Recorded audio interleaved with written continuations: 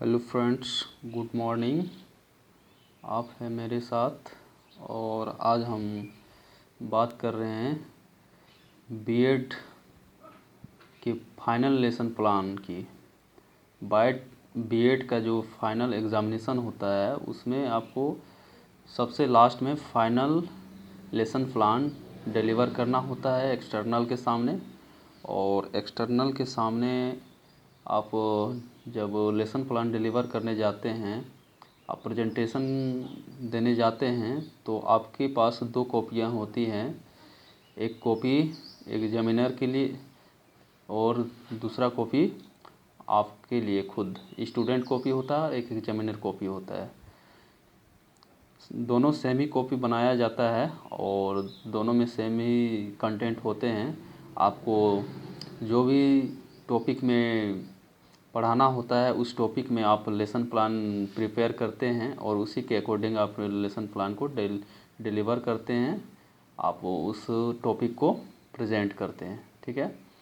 तो दोस्तों, मैंने government teacher training college Deoghar से बीएड कंप्लीट किया है 2018 से 20 सेशन में।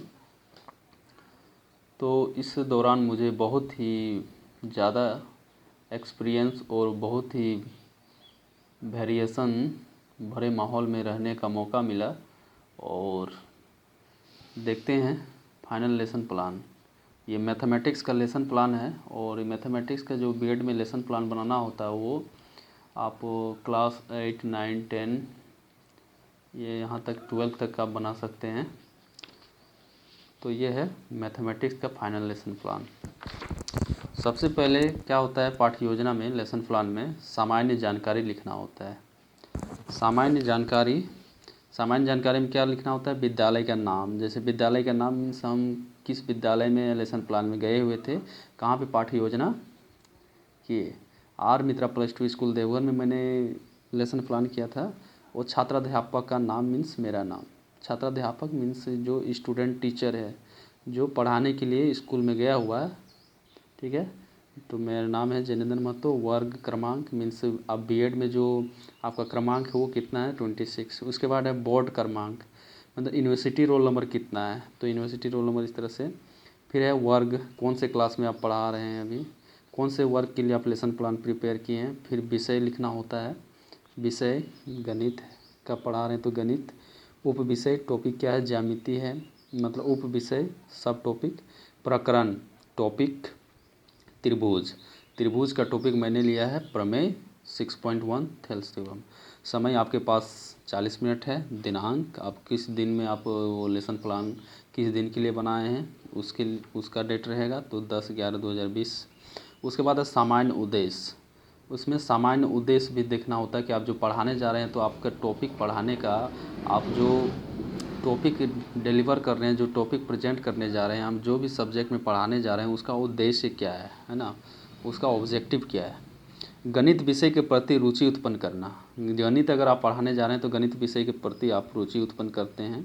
छात्रों को ज्यामिति की जानकारी प्रदान करना। छात्रों में तर्क शक्ति का विकास करते हुए ज्यामिति में त्रिभुज की विस्तृत जानकारी देना। तो गणित का मतलब ही होता है लॉजिक डेवलप करना, ठीक है, तार्किक शक्ति का विकास करना। उसके बाद है विशिष्ट उद्देश्य, स्पेशल ऑब्जेक्टिव्स, ठीक है। तो छात्रों में ज्यामिति के क्षेत्र में विशेष रुचि उत्पन्न करा सकेंगे। यहाँ पे हम खुद ये जो लेसन प्लान होता है पहले से प्रिपेयर किया जाता है, तो इसीलिए यहाँ पे फ्यूचर टेंस की बात कर रहे हैं कि हम क्या कर सकेंगे, ये टॉपिक पढ़ा के हम क्या कर सकेंगे। तो छात्रों में ज्यामिति के क्षेत्र में विशेष रुचि उत्पन्न करा सकेंगे। छात्रों में त्रिभुज से संबंधित प्रमेय को सिद्ध कराने में सहजता ला सकेंगे। छात्रों में व्यवहारिक एवं वैज्ञानिक दृष्टिकोण के साथ तर्क शक्ति का विकास करा सकेंगे। तो ये विशिष्ट उद्देश्य हो गया। उसके बाद सहायक शिक्षण सामग्री आपका क्या होता है, जब आप क्लास में पढ़ाने जाते हैं तो आप कौन कौन से सहायक शिक्षण सामग्रियों का प्रयोग करते हैं। तो सबसे पहला तो आता है श्यामपट्ट के बिना आप बता नहीं सकते हैं कुछ। श्यामपट्ट, चौक, डस्टर, चार्ट पेपर इत्यादि। उसके बाद शिक्षण विधि क्या है, आगमन व निगमन सह प्रदर्शन विधि। अगर आप कुछ दिखा के कुछ सामान को बच्चों के सामने, स्टूडेंट के सामने अगर दिखा के आप वो उस टॉपिक को समझाते हैं तो वो प्रदर्शन विधि में आ जाता है। और एग्जाम्पल्स को देते हुए, फॉर्मूला को बताते हुए, इस तरह से पूर्व ज्ञान, सभी छात्र त्रिभुज के बारे में समान जानकारी रखते हैं। अब जब थेल्स थ्योरम पढ़ाने जा रहे हैं तो आपको, स्टूडेंट को ये पता है पहले से कि 3 भुजाओं से घिरे क्षेत्र को त्रिभुज कहते हैं, त्रिभुज का आकार किस तरह होता है। तो ये सारे जो हैं कुछ कुछ सामान्य जानकारियाँ जो हैं स्टूडेंट को पहले से पता होती है। उसके बाद इतना हो गया पूर्व ज्ञान, है ना। तो कहाँ सबसे पहले क्या आया, सबसे सामान्य जानकारी, फिर सामान्य उद्देश्य, उसके बाद विशिष्ट उद्देश्य, सहायक शिक्षण सामग्री, शिक्षण विधि, पूर्व ज्ञान। उसके बाद आता है प्रस्तावना, इंट्रोडक्शन। आप जो टॉपिक पढ़ाने जा रहे हैं उसका इंट्रोडक्शन करना है, और वो इंट्रोडक्शन जो है इस तरह से आप क्लास में बात करते हुए आगे बढ़ना है कि जो आप पढ़ाना चाह रहे हैं वो बच्चों के मुंह से ही निकल जाए वो टॉपिक। तो छात्राध्यापक क्रिया, स्टूडेंट का यहाँ पे है क्रिएटिविटी। छात्र क्रियाशीलन यहाँ स्टूडेंट के लिए है। प्रस्तावना के प्रश्न, आप जब प्रस्तावना के प्रश्न जो टॉपिक आप पढ़ाने जा रहे हैं तो उस टॉपिक को क्या करें, एक क्वेश्चन करते हुए आगे बढ़ रहे हैं, और उस टॉपिक को आप खुद स्टूडेंट से निकलवा रहे हैं कि आप क्या पढ़ाने जा रहे हैं, है ना। बच्चों से ही गेस करवाना है कि बच्चे आप क्या पढ़ने जा रहे हैं, आप बताइए। तो जैसे है क्वेश्चन, आप थेल्स थ्योरम पढ़ा रहे हैं, थेल्स थ्योरम पढ़ाने जा रहे हैं, तो आप नहीं बताएं पहले कि आप थेल्स थ्योरम पढ़ाने जा रहे हैं। तो उन बच्चों को आप कुछ क्वेश्चन करते हुए आगे बढ़ रहे हैं, जैसे 3 भुजाओं से घिरी हुई आकृति को क्या कहते हैं। तो बच्चों से आवाज़ आएगा, बच्चों से जवाब आएगा त्रिभुज। समांतर रेखाओं से आप क्या समझते हैं, वैसी रेखाएं जो एक दूसरे को प्रतिच्छेद ना करे समांतर रेखाएं कहलाती हैं। इस तरह का बच्चों से जवाब आएगा। ये जवाब आ भी सकता है, नहीं भी आ सकता है। तो ये क्या है, संभावित उत्तर ये आ सकते हैं, तो ये आ भी सकते हैं या नहीं भी आ सकते हैं। उसके बाद है, क्या आप थेल्स प्रमेय आधारभूत समानुपातिकता प्रमेय के बारे में जानते हैं, यदि हाँ तो इस प्रमेय को सिद्ध करें। अगर बच्चे पहले से अगर कहीं पढ़े हुए हैं, अगर आप वो एक्सरसाइज स्टार्ट नहीं किए हैं, वो थ्योरम तक बच्चे नहीं पहुँचे, तो वो क्या नहीं में जवाब देंगे, तो ये समस्यात्मक प्रश्न हो सकता है, या कुछ टैलेंटेड स्टूडेंट जो खुद से मेहनत करते हुए बोलेंगे कि हाँ जानते हैं, और कुछ अधिकतर का नहीं भी आ सकता है। तो इस तरह का या समस्यात्मक प्रश्न हो सकता है, या तो छात्र निरुत्तर होंगे या कुछ कुछ जवाब भी देंगे। उसके बाद प्रस्तावना जब आ जाएगा, उसके बाद आता है उद्देश्य कथन। इतना के बाद आ जाएगा उद्देश्य कथन कि आप जो टॉपिक, अगर बच्चे नहीं बोल पाएँ तो आपको खुद बोलते हुए आगे बढ़ना है कि बच्चे आज हम लोग इस प्रकरण के बारे में विस्तृत में जानकारी करेंगे और इस प्रकरण की बात करेंगे। तो उद्देश्य कथन में हो क्या है, उद्देश्य कथन, छात्रों आज हम लोग आधारभूत समानुपातिकता प्रमेय को सिद्ध करेंगे। तो यहाँ से जब कोई बच्चे जवाब नहीं दे पाए हैं, बच्चे कुछ जवाब भी दिए, उसके बाद आपको बोल के आगे बढ़ना है कि बच्चों आज हम लोग ये प्रकरण पढ़ेंगे, छात्रों आज हम लोग आधारभूत समानुपातिकता प्रमेय को सिद्ध करेंगे। इस तरह हो गया।